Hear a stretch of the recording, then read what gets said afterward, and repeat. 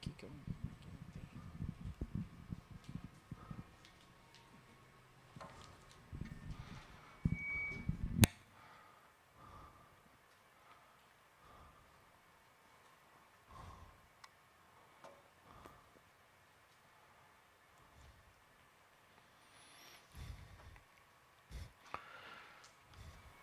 Boa noite, mais uma vez, Shabbat Shalom. Shabbat Shalom é um cumprimento de ministração de paz na sua vida. Então, que o Shalom de Deus, que a paz de Deus esteja sobre a vida de cada um, extensivo à família de cada um.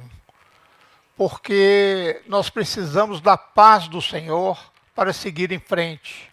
Porque sem paz não temos família, não temos amigos, precisamos estar em paz com todos. Amém? A nossa porção de hoje chama-se Parashá Pekudei, que quer dizer contagem, não contagem a cidade de Contagem, mas contagem como se fosse o papel de um contador, né?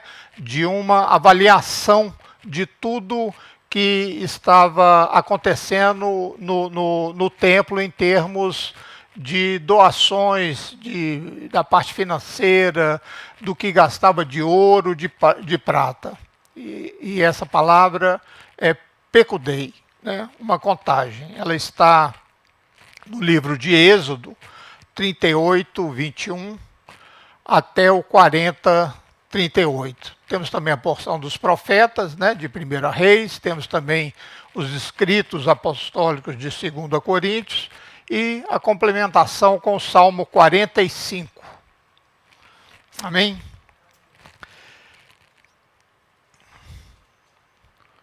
Então, essa porção começa com Moisés ordenando que todo o material utilizado na construção do tabernáculo fosse contado. E quem dirigia, né, o serviço dos levitas era Itamar, filho de Arão.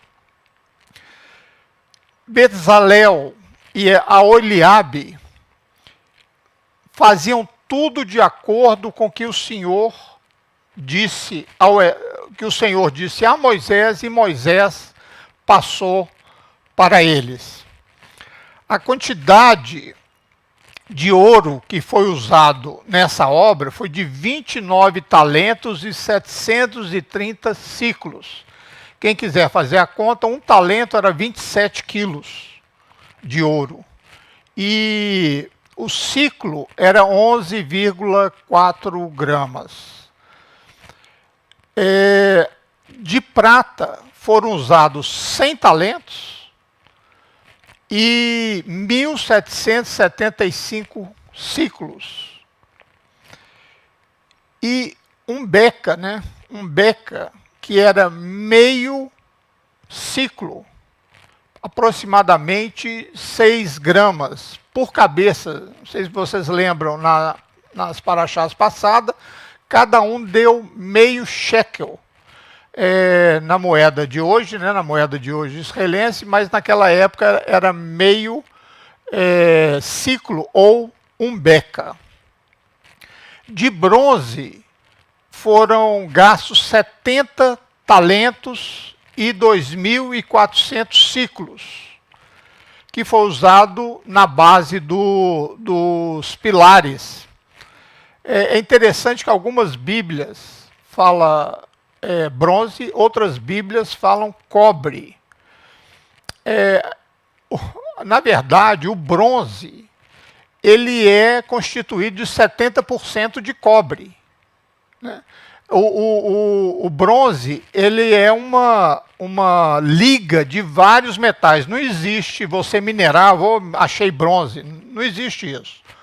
Então, muitas Bíblias citam cobre, que é o material fundamental, né, o principal para se fazer o bronze e demais outras leis. E outros citam bronze. Então, para que ninguém faça confusão, será que são dois metais diferentes? Não, o metal é um só, né? Era a maioria de cobre.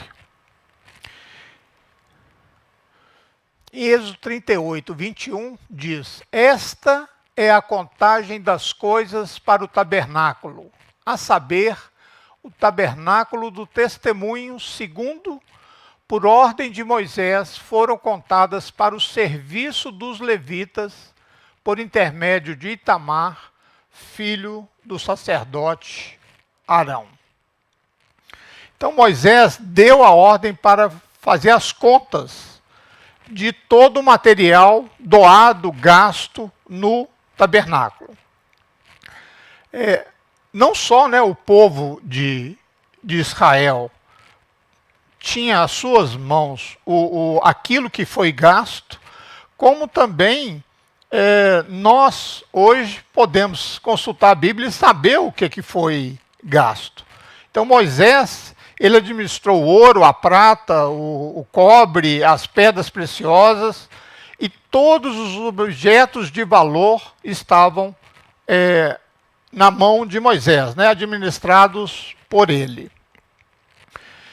Isso nos ensina a importância de ser sério na congregação e na administração de qualquer valor, mesmo em empresas seculares, que nós temos que ter. Moisés, ele mesmo tomou a iniciativa de apresentar essas contas diante do povo, para que no futuro ninguém reclamasse ou o acusasse de alguma coisa ou de alguma fraude. Em momento algum, Moisés deu oportunidade ao povo para pensar que ele tinha enriquecido às custas das doações que foram dadas para a obra do Eterno. Nenhum só jumento levei deles, e a nenhum deles fiz mal. Moisés, ele poderia até ter reclamado na viagem que ele usou um jumento de ir de Midian até o Egito, o jumento era dele, né? Ele poderia até reclamado e falado: ó, me arruma um jumento aí, esse jumento é meu. Mas em nada, né? Ele fez o papel de servo, deu o jumento dele para a obra do Senhor e nunca, né? Como ele diz, nenhum só jumento levei deles e a nenhum deles fiz mal. Então ele entregou uma propriedade que ele tinha para também ser usada na obra do Senhor. Em 1 Samuel, o profeta fala diante do povo: eis-me aqui, testemunhai contra mim perante o Senhor e perante o seu ungido, de quem tomei o boi, de quem tomei o jumento, a quem defraudei, a quem oprimi, e das mãos de quem aceitei suborno para encobrir com ele os meus olhos. E vos restituirei. Então responderam: em nada nos defraudaste, nem nos oprimiste, nem tomaste coisa alguma das mãos de ninguém. Que bênção, né? Ter uma resposta dessa, aquele que administra algo que mostra uma total confiança. É certo que naquela época não tinha o PT, né? Senão teria criado caso com alguém, com certeza. O procedimento de Moisés em relação a esses objetos de valor do tabernáculo é um exemplo para todos que são líderes, para todos que administram valores, para todos que administram dinheiro especialmente aqueles que administram valores que são doados para a obra do Senhor. E hoje em dia, infelizmente, é comum a gente ver uma má gestão de dinheiro, onde muitos líderes religiosos enriquecem fazendo uso daquilo que deveria ser usado na obra de Deus. Se a gente não administrar bem as nossas economias privadas, nós não veremos manifestações espirituais. Se a gente não for fiel às riquezas deste mundo, como que nós poderemos ser fiéis às verdadeiras riquezas? É isso que diz esse versículo. Quem é fiel no pouco, também é fiel no muito. E quem é injusto no pouco, também é injusto no muito. Se, pois, não vos tornastes fiéis na aplicação das riquezas de origem injusta, quem vos confiará a verdadeira riqueza? Se não vos tornastes fiéis na aplicação do alheio, quem vos dará o que é vosso? Esse texto está nos dizendo, está nos ensinando que não iremos receber os dons do Espírito se não formos fiéis à riqueza. Quem vos confiará a verdadeira riqueza? Não está falando de valores, né? Se não agirmos corretamente com as riquezas seculares, nós não receberemos a verdadeira riqueza, que são os dons do Senhor.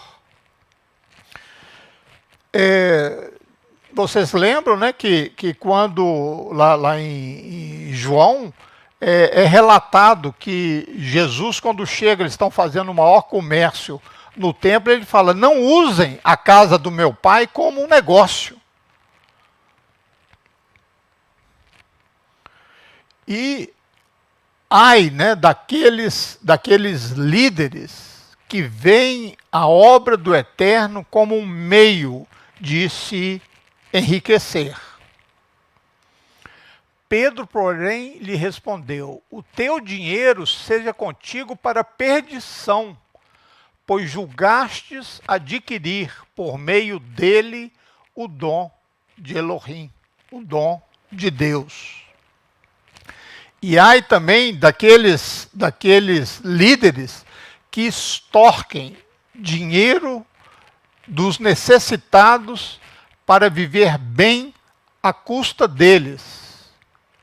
Em 1 Timóteo 6,5 diz: homens cuja mente é pervertida e privados da verdade, supondo que a piedade é fonte de lucro. Mas também é um texto que demonstra que viver da pregação do Evangelho é legítimo. Assim ordenou também o Senhor aos que pregam o Evangelho que vivam do Evangelho. Mas uma coisa é você viver dignamente e a outra é você enriquecer à custa dos outros. Um líder que se dedica a dirigir, a ensinar, ele deve receber uma remuneração justa. Olha o que diz a palavra. Devem ser considerados merecedores de dobrados honorários os presbíteros que presidem bem, com especialidade os que se afadigam na palavra e no ensino. O que ele está dizendo aqui com dobrados honorários? Refere-se à honra de ser um líder ou um ancião e à honra de receber uma remuneração pelo seu trabalho. Isso que quer dizer dobrados honorários.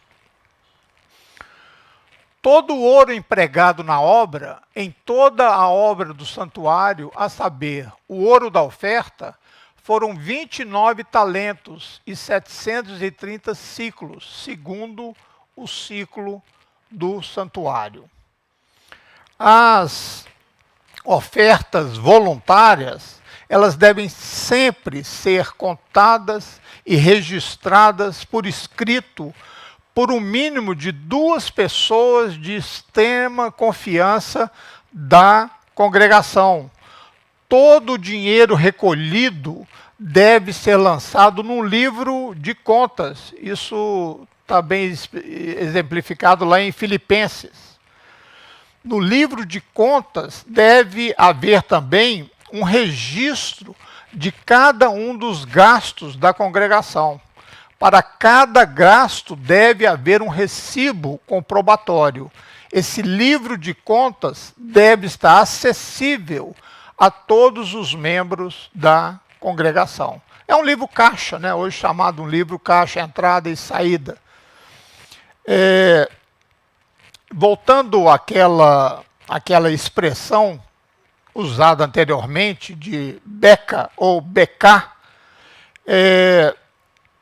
que usei no início, né, quando começamos, em hebraico se diz becá la gugolet.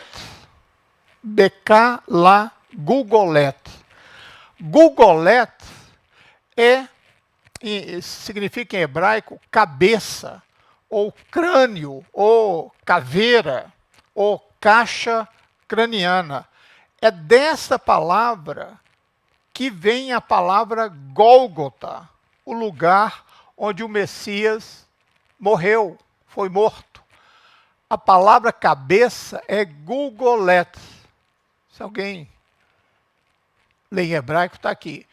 Que significa crânio, caveira, caixa craniana. E é dessa palavra que veio a palavra Gólgota, como diz lá no versículo, e chegando a um lugar chamado Gólgota, que significa lugar da caveira.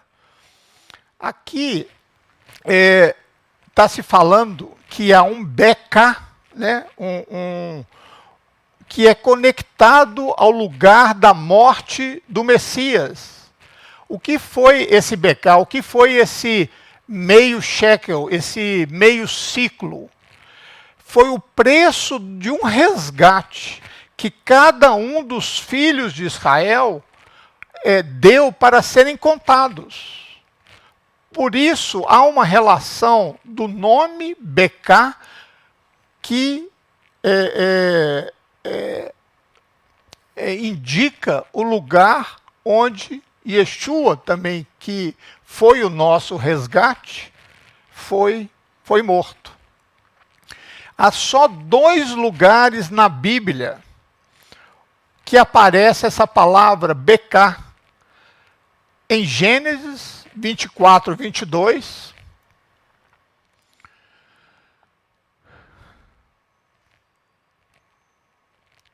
Está aqui, becá.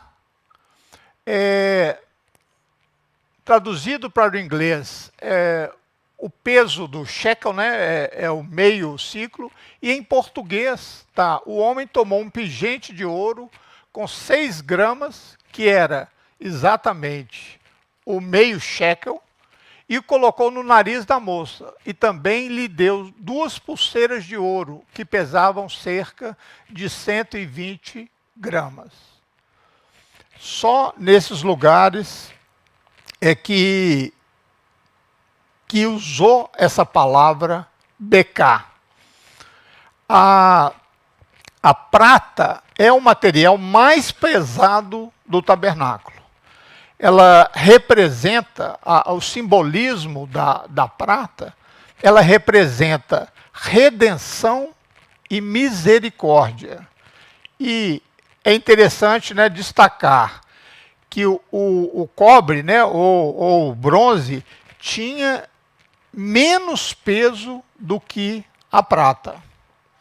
O cobre e o bronze representa juízo, justiça, isso nos ensina que a misericórdia do Eterno supera o juízo.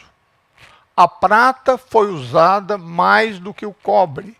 A prata representa a misericórdia e a redenção, né? E o cobre ou o bronze representa o juízo. Por isso foi usado mais. Quer dizer, em tudo tem uma explicação. A lei foi instituída para que a transgressão fosse ressaltada, mas onde abundou o pecado, superabundou a graça, para que assim como o pecado reinou na morte, assim também reine a graça pela justiça, para outorgar vida eterna, por intermédio de Yeshua, nosso Senhor. E também o Salmo 103 não nos trata segundo os nossos pecados, nem nos retribui consoante as nossas iniquidades. Não por obras de justiça praticadas por nós, mas segundo sua misericórdia, ele nos salvou mediante o lavar regenerador e renovador do Espírito Santo de Deus.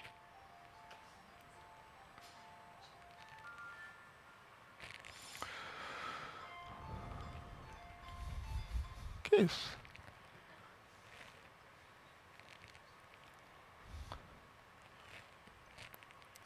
Esses dois metais, né, prata e cobre, eles são o fundamento do tabernáculo.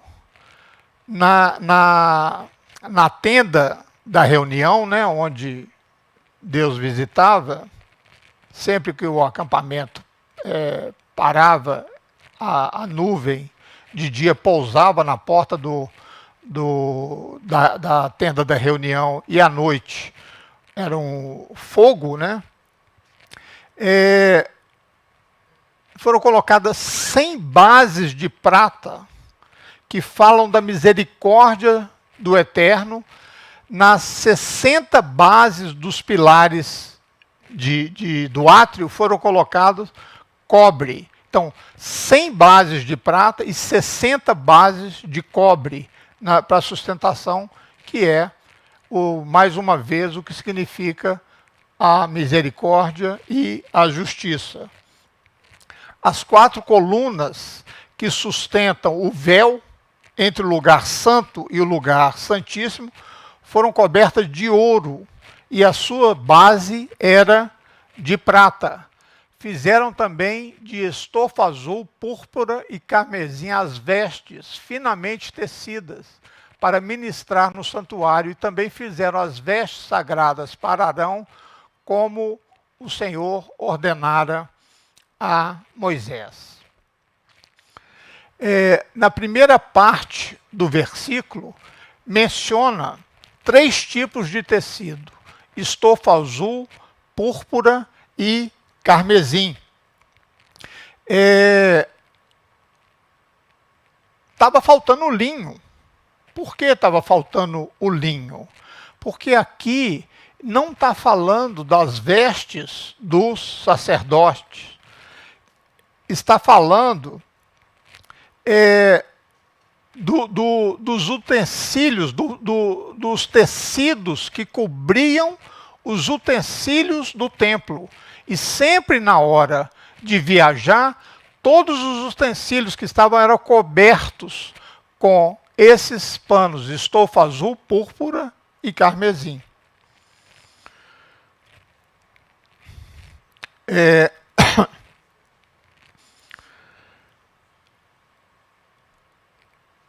Essa expressão, né, isso era feito porque era uma ordem do Eterno. E sempre nesse capítulo, ele vai falar 18 vezes, segundo o Eterno ordenou. segundo o Eterno ordenou. São 18 vezes que fala isso somente nessa porção. Isso, eu creio que é para nos mostrar o quanto é importante fazer as coisas conforme o Eterno falou. Mesmo que ele tenha falado a Moisés, e Moisés repassou a instrução, é muito importante agirmos de acordo com o Eterno falou. Senão ele não estaria repetindo 18 vezes.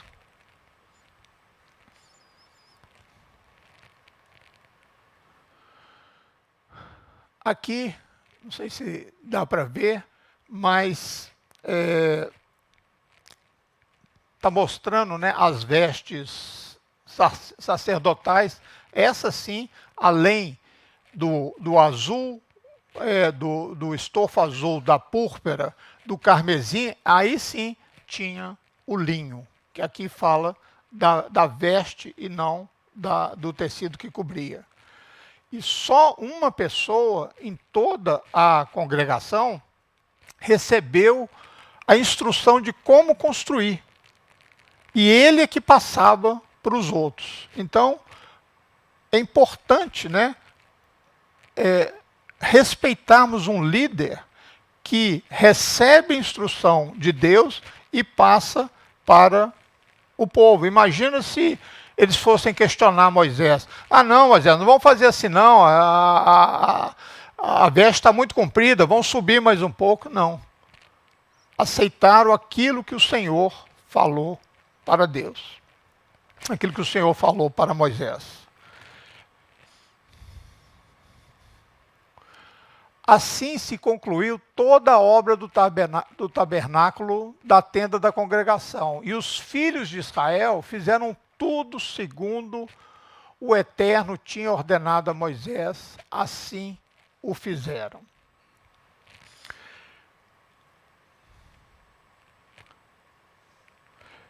Depois que começou a construção do tabernáculo,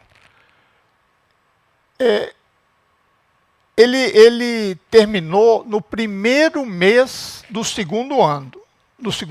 Mas o Talmud diz que ele foi finalizado.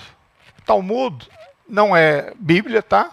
O Talmud são comentários de rabinos, sábios, grandes estudiosos, que fazem um comentário sobre toda a Bíblia. Porém, é palavra de homens, né?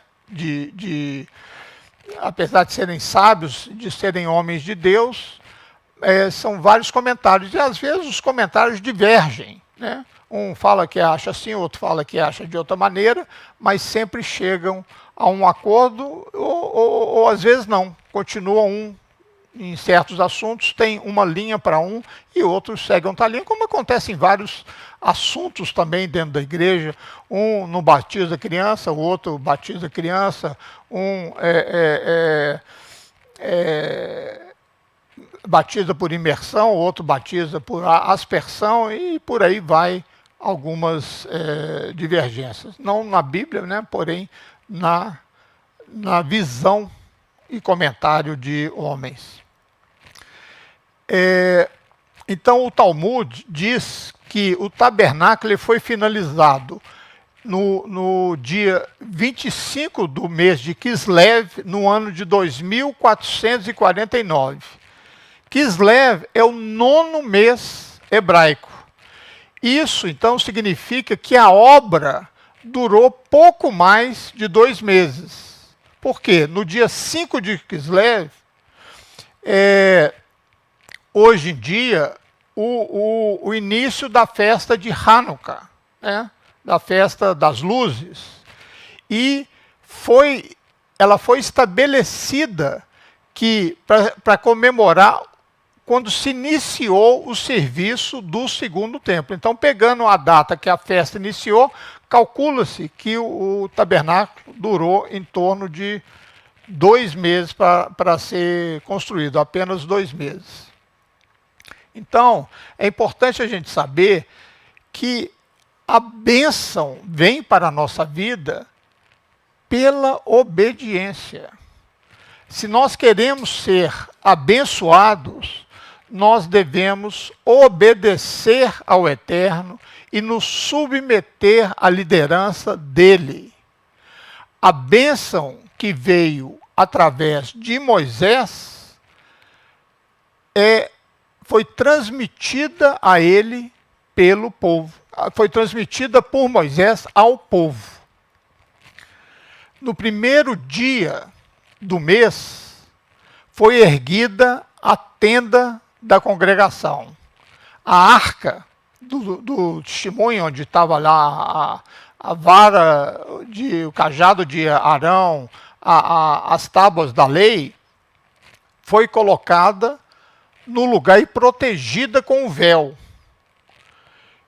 E foram colocadas a mesa, né, o candelabro, o altar de ouro e a cortina de entrada no tabernáculo.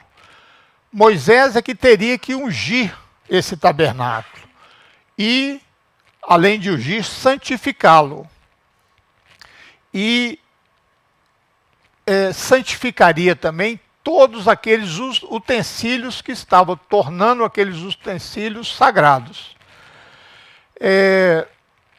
E Moisés, ele pede que o povo se aproxime para serem lavados, ungidos e santificados junto com os objetos.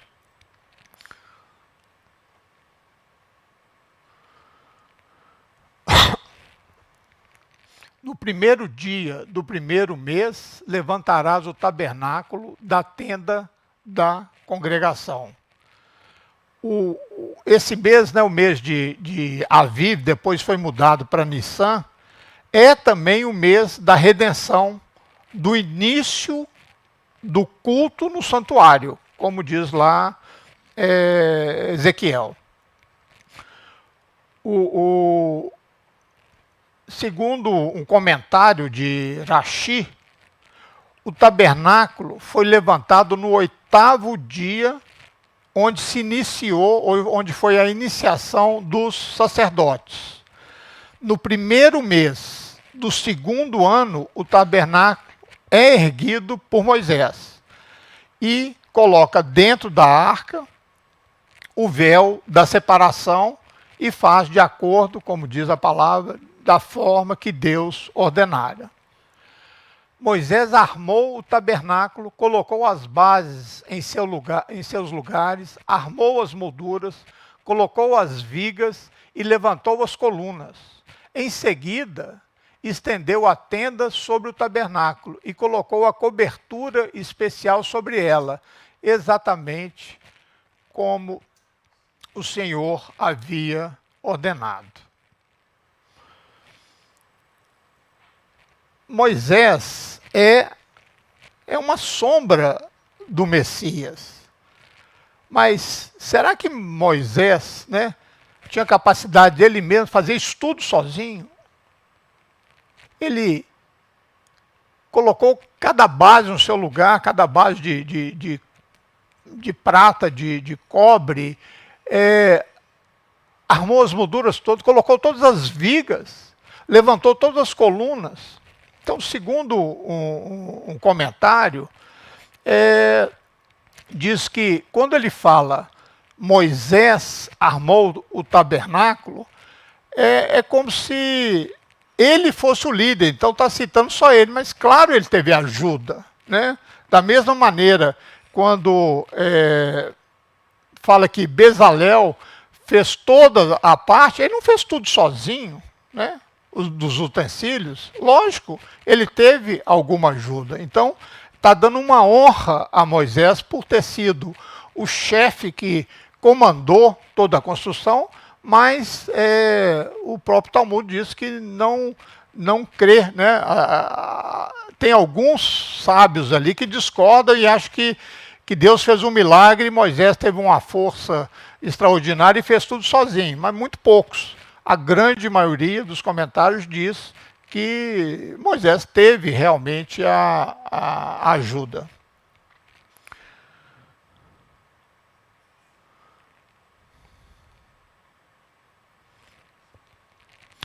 Então, depois de tudo pronto, uma nuvem cobre a tenda da convocação e a glória de Deus enche o tabernáculo. É o que diz a palavra lá no capítulo 40. De dia, a nuvem está sobre o tabernáculo e à noite, fogo sobre ele.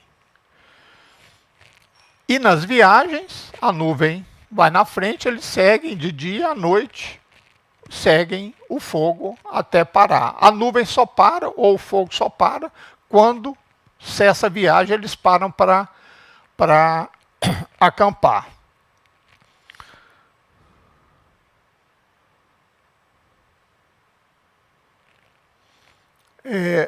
Moisés manda contar tudo, né? É importante ter uma auditoria, uma contabilidade nas coisas que são de direito comum, né? Vamos dizer assim, mas também é muito importante iniciar e terminar, né? Não adianta ter tudo controlado e começar as coisas e parar no meio. Então é importante iniciar e terminar. Então a nuvem cobriu a tenda da congregação e a glória de Deus encheu o tabernáculo. Diz que Moisés não podia entrar na tenda da congregação porque a nuvem permanecia sobre ela e a glória do Eterno enchia o tabernáculo. Mas em Números 7-9 diz: quando entrava Moisés na tenda da congregação para falar com Deus, então ouvia a voz que lhe falava de cima do propiciatório, que está sobre a arca do testemunho entre os dois querubins, assim lhe falava. Aparentemente, esses dois versículos parecem contraditórios, né? Porque um diz que Moisés não podia entrar, e o outro diz que Moisés entrou. E nesse caso, né, diz o Rabino Hillel, né, que era um grande sábio, inclusive Paulo estudou com ele e outros também, ele dizia o seguinte: quando dois versículos aparentemente têm uma contradição, deve-se procurar um terceiro, que sempre irá esclarecer. E o terceiro texto que aparece na sequência diz: porque a nuvem estava sobre ela. De dia a nuvem do Eterno repousava sobre o tabernáculo, e de noite havia fogo nela, à vista de toda a casa de Israel, então não estava dentro. Por isso que Moisés entrava quando estava parado, mas quando inaugurou, que encheu, ele não pôde entrar, porque aí a glória de Deus estava lá dentro. E aqui ela estava por fora e diz claramente que era vista de toda a casa de Israel em todas as suas jornadas. Essa palavra jornadas, ela inclui todos os lugares que eles acampavam, porque cada lugar era uma nova viagem. A nuvem, ela não estava sobre o tabernáculo durante a viagem. O tabernáculo era todo desmontado e era carregado pelos levitas. Só quando acampavam que a nuvem parava ou o fogo parava. Essa paraxá, essa porção, Pekudei, ela é chamada a paraxá do contador, porque é assim que começa, né? Com as contas sendo auditadas, com o dinheiro, com os materiais, sendo tudo contado e tudo colocado diante do povo. Isso é uma maneira da Torá ensinar a transparência financeira. Mas nas entrelinhas, né, dessa porção, tem duas histórias que eu chamo de extraordinárias. Uma foi contada na paraxá passada e a outra na semana anterior. E falando de alguma coisa mais profunda, mas que vale para nós, para os dias de hoje. A primeira tem a ver com o próprio santuário. Deus disse para Moisés pedir às pessoas que fizessem contribuições. Alguns trouxeram ouro, outros prata, outros cobre, uns deram linho, outros peles, outro pele de animal, outros contribuíram com madeira, com a madeira de acácia, óleo, especiarias, incenso, cada um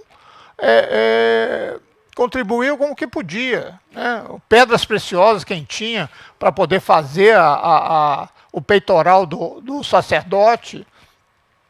Todos foram doadores e tinham aquela disposição para doar. E o povo continuou fazendo ofertas voluntárias dia após dia. E assim todos os trabalhadores fizeram o santuário, né? E deixaram o que estava fazendo quando Moisés disse: o povo já trouxe o suficiente para fazer toda a obra do Senhor. Então Moisés dá uma ordem: nenhum homem ou mulher deve trazer mais qualquer coisa como oferta ao santuário. E assim as pessoas foram impedidas de trazer mais, porque o que eles já tinham era mais do que suficiente. Eles trouxeram demais. E Moisés, que era o líder, tem que mandar: para, chega. Esse não são aqueles israelitas, né, que a gente acostumou a ver, briguentos, ingratos. Esse era um povo que tinha o prazer em doar para uma obra do Senhor. Numa paraxá anterior, que eu não me lembro agora o nome, nós lemos uma história muito diferente, mas também um pouco similar. Moisés estava na montanha há muito tempo, há muitos dias. Aí o povo: será que ele está vivo? Será que aconteceu algum acidente com ele? E começaram a fazer um bezerro de ouro, né? um oráculo, criar um objeto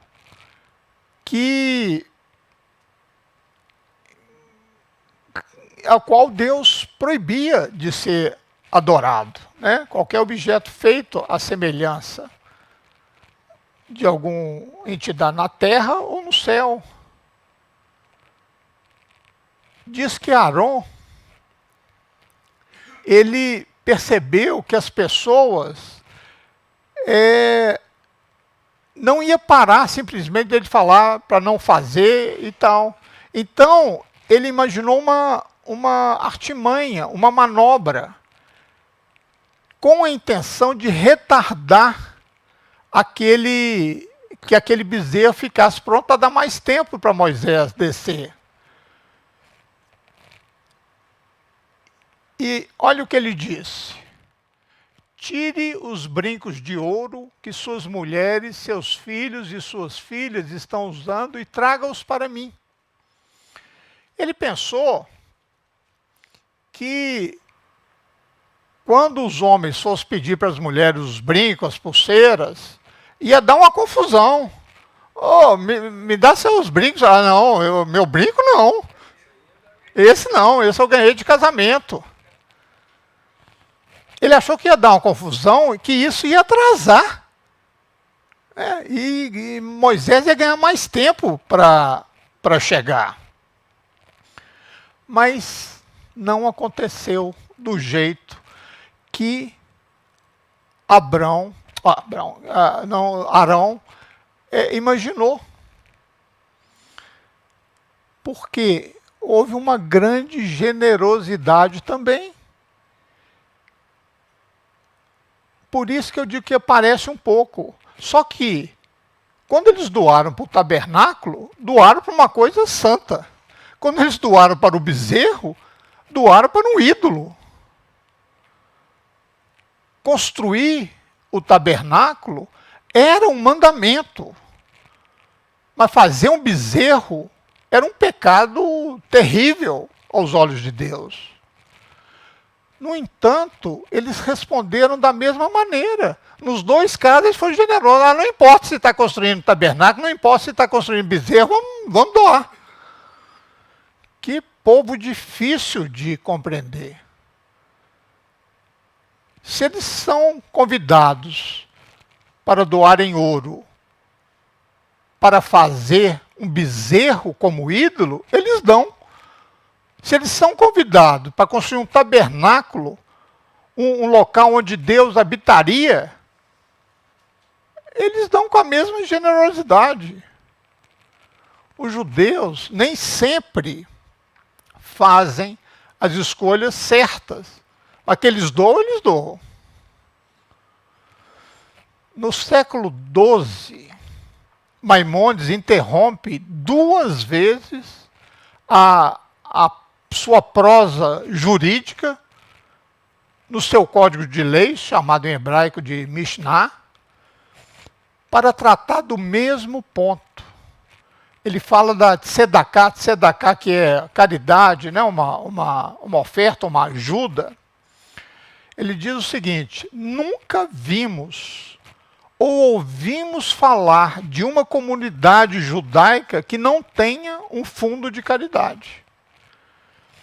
A ideia de que uma comunidade judaica pudesse existir sem uma rede de provisão era praticamente inconcebível. Mais tarde, no mesmo livro, Maimônides diz: nós somos obrigados a ser mais escrupulosos no cumprimento do mandamento do tzedakah, né, do donativo, do que qualquer outro mandamento. Porque tzedakah é o sinal da pessoa justa. É um descendente de Abraão, nosso pai. Se alguém é cruel e não tem misericórdia, pode duvidar, pode suspeitar da sua linhagem. Judeu ele não é. Quem se recusa a fazer caridade chama-se Belial, o mesmo termo aplicado a idólatras. Maimônides está dizendo aqui que é uma disposição caridosa que está escrita no DNA do povo que herdou que passa de geração em geração essa característica de doar. E ele chama isso de um dos sinais de ser filho de Abraão. E diz que aquele que não doa, que não ajuda ninguém, nós temos motivos suficientes para suspeitar da sua linhagem. Há uma característica fascinante na geografia da terra de Israel. Inclusive, se vocês lembram, eu dei o tema dessa porção. Esse nome, alguém lembra? Qual o tema da nossa porção de hoje? Estava no primeiro slide.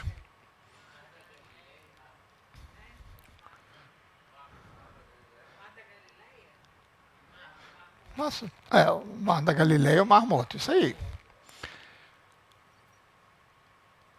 Israel contém 2 mares, né? O Mar da Galileia e o Mar Morto. Não vamos entrar se é mar, se não é, mas é chamado assim, Mar da Galileia e Mar Morto. O Mar da Galileia, ele está cheio de vida. Se você mergulha, ele tem peixes, ele tem plantas, ele está cheio de vida. O Mar Morto, como o próprio nome indica, não está, não tem nada, não tem vida nenhuma, é morto.